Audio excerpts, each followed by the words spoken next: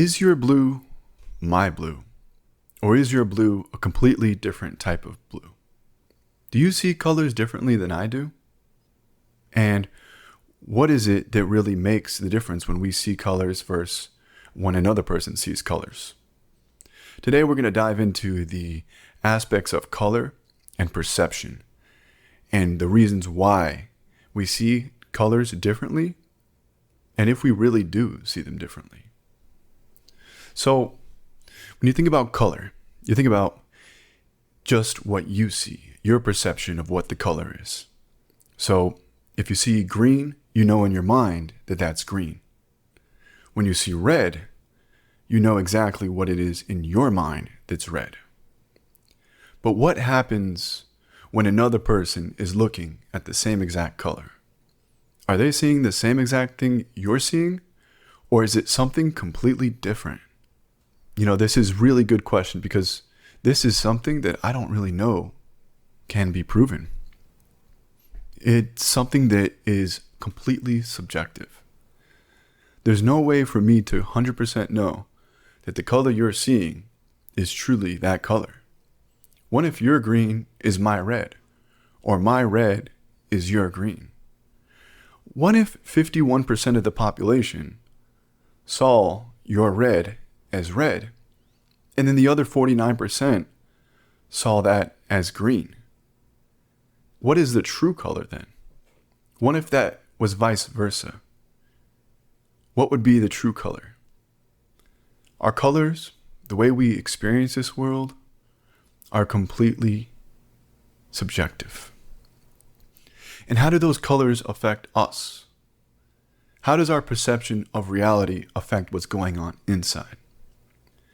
There's some things to be talked about, whether it's blue making you feel calm and giving you a sense of warmth or coolness or relaxation. And when you look at something like red, you think passion, you think fire, you think something that is getting you excited. Now, if we're experiencing these colors in our perception, and we know that color allows us to have different emotions, then if we're seeing colors differently, are we going to have a completely different emotional state? Maybe. I know when going into nature and I look at a tree or I look at the horizon with the trees, I can see a green, and that green brings me a sense of calmness. A sense of something that feels at ease. But what if that green was a blue?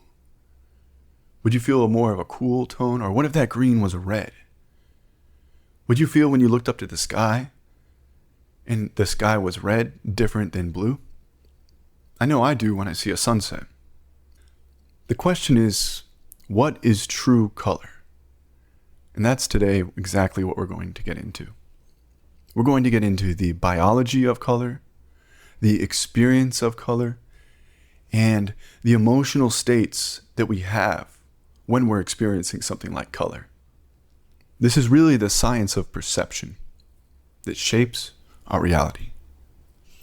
So we have our perceptions of life, how we look at the world. But how about the reality of it? What is going on the outside versus what's going on the inside? That's something that we really need to look into.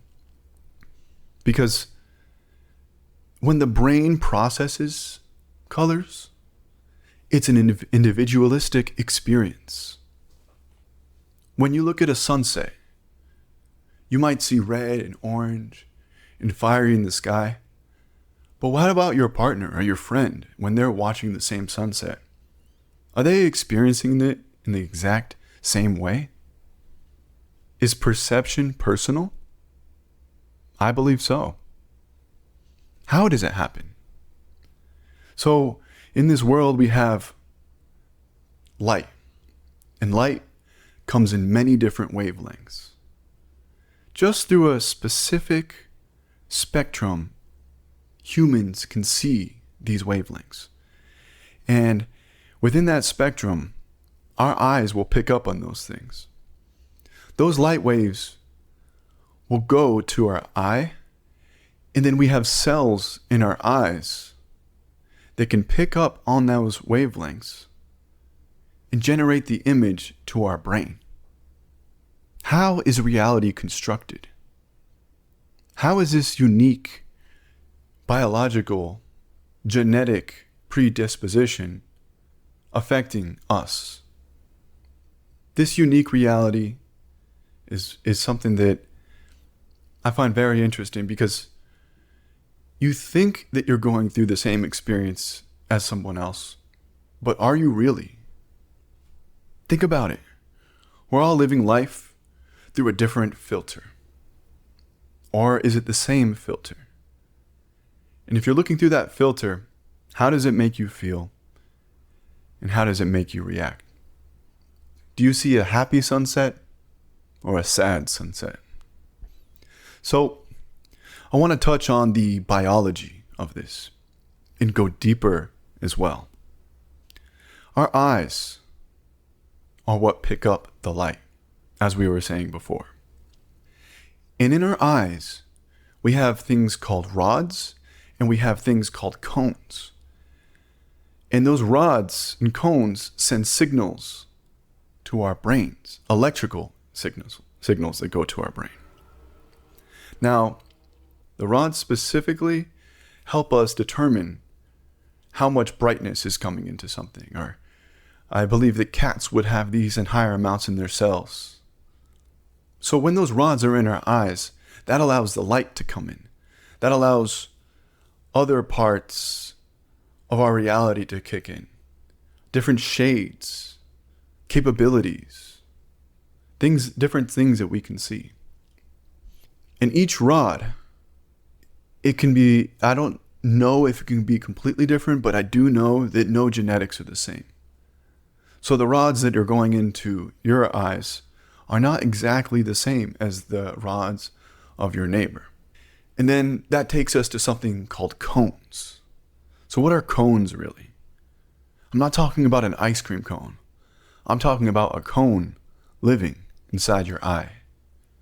A cone that is sitting there and picking up on a specific wavelength of light. The wavelength of light it can be determined based on the exterior, but what happens on the interior is what's different. You have the short cones, which give you a blue color coming in. You have the medium cones, which allow green to come in. But how about the long cones? That's what allows red to come in. And then the variety of these cones in our eyes paints a picture, an illustration for us. That, mixed with the rods and the brightness, allows you to look around and see your world the way that you see it. Now, isn't that beautiful? Now, going into the diversity of this, the cones and then the rods, they're very different, right? So you could have more cones, less cones, different types of rods. Maybe your rod or your cone could be considered defective. But when we look at defective, we're still basing off what we think a true color is. The reality is that when you see it, the other person might not see it the same way. Our genetics shape our vision. The molecules within our cells, our blueprint of our bodies allows us to see the colors in this world. Now, when you think about defects, when you think about something that is wrong or something that is not normal, you think about colorblindness. And that's a complete obvious point on this. Now, if you're colorblind, how do you see the world? You see it different than the rest of the world. And if you think about it, what was the genetic implications of that mutation? What happened thousands of years back when those mutations decided to survive? What I find interesting is that being colorblind has genetic advantages. When you're colorblind, your contrasts are going to be different. Now, think about it. Who are the people that are most colorblind? It's men in general.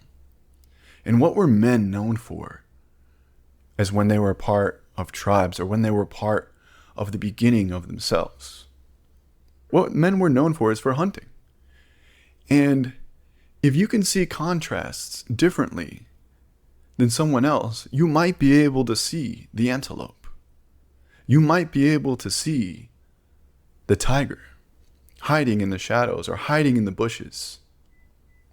This is a clear genetic advantage because that means that you can go out and either run away from the tiger because you saw it, or you can see the antelope and you can shoot the antelope or attack the antelope and bring it home to your family to provide you the resources. Now, isn't that important? So when we think about something like a defect, we have to think about the genetic implications of why that is still here in society. And it could be a mutation, just a pure mutation. But there has been studies that shown that colorblindness can also have its advantages. So in today's modern world, we're not hunting. Those genetics are still in our DNA.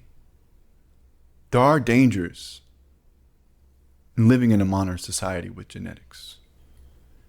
Have you ever looked at a stoplight and imagined that you can't see the colors of that stoplight? You can't distinguish which color is which? You have to look at the spot on the light to determine whether to go or whether to stop. That's a life or death situation. Put yourself in the shoes of the modern day person. Either way, these genetics are still living through us. They're living in our eyes, in our brain, and how it all comes together. Now, those things are going to help us survive. They've helped us survive in the past, but those aren't necessarily helpful today. Unless you're at a stoplight, that is. You know, talking about mutations, there's also color enhancement mutations. What if you have more cones than the average person? What if you can see a vast different reality? It's like turning the saturation up on your life. So those people that have those genetic mutations that can see more colors, are they living a more colorful life? Full of emotion? And are the people that are living the black and white life living a dull reality? We might never know. But I think it's interesting how light goes into our bodies. I think it's very fascinating how our eyes will only pick up on a certain spectrum. So we know that color aids in survival. And we've talked about the ways that it could help you survive and its implications in modern society. But how else does color affect our ancestors? Well, if you see a snake and you see a red, yellow snake, that's nature's way of letting you know that you're in trouble. So when you see that snake or you see that bright animal, you know that that's danger and you know to stay away from it. How helpful was that back then? I would imagine very. So early humans could have potentially saw color differently. Another example would be fruit. So imagine you're walking down the plains and you're a primordial human and you see a fruit that has a bright red to it. Let's just call it an apple. It's bright, crispy, delicious Honeycrisp apple. And I'm sure it wasn't a Honeycrisp, but just imagine that. And then you see another apple that's 3 shades darker. Which apple do you think has more nutrients? Which apple do you think went bad? I'm taking the vivid apple, and that's just me. Not only is it going to taste better, but it's actually going to be more nutritious. And I feel like it's not even about taste with here. If we're talking about the evolution of humanity, It's going to be about nourishment and nourishing your body with that fresh apple, getting all the vitamins from it. So how do we see light, and how do other animals see light? Like I said earlier, we see the visible light spectrum. It's a very limited spectrum. And other animals can see more or less. For instance, bees can see ultraviolet light. Can you imagine what ultraviolet light looks like? Can you imagine what a different color looks like? What does ultraviolet look like? Ask a bee. And an interesting part of that too is that shrimp can see an infrared. So imagine you can see infrared, ultraviolet. You just expand out to that area. You're going to be seeing things that we can't see today. A different reality completely. I know I'd like to see that, at least for a little bit, but it might be too much for me, honestly. I want you to do an experiment. Imagine a different color completely. Hard, right? If you haven't seen a different color, how are you supposed to imagine it? Our brains can't wrap around that because we haven't experienced it. That's something I would really love to experience, just to be able to see a different color. I wonder what emotions that color would give me.